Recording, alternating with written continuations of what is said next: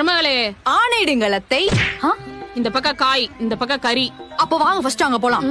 அம்மா அங்க இல்ல இங்க. இன்னைக்கு சனிக்கிழமை. இந்த லிஸ்ட் புடி. இந்த பை போய் லிஸ்ட்ல இருக்கிறது ஒண்ணு விடாம வாங்கிட்டு வா. ஒண்ணு விட்டா கேளுங்க அத்தை.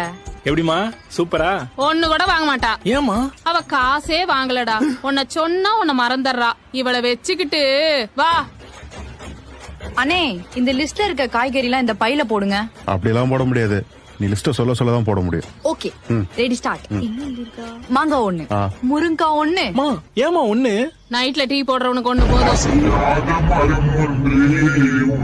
தக்காளி ஒண்ணு, வெங்காயம் ஒண்ணு, பீட்ரூட் அரை. தற்கொலை என்ன ஏதாச்சும் குறையா? நீ சொல்றது சரியா? நீ கொஞ்சம் பொரியா. என்னாச்சு அத்தை? ஏதாச்சும் தப்பா? எல்லாமே தப்பு. லிஸ்ட கொடு. ஏமா ஒண்ணுன்னு இருந்தா ஒண்ணுதான் வாங்குவியா? நீங்க தானே அத்தை ஒண்ணு விடாம வாங்க சொன்னீங்க. உனக்கு ஒண்ணு சொல்ற, நல்லா கேட்டுக்கோ. ஒண்ணுன்னா 1 கிலோ. எனக்கு ஒண்ணு சொல்லுங்க. ஒண்ணு அது நான் சொன்னதெல்லாம் 1 கிலோவா மாத்திக்கோங்க. ஓகேவா அத்தை? எவ்வளவு ஆச்சு?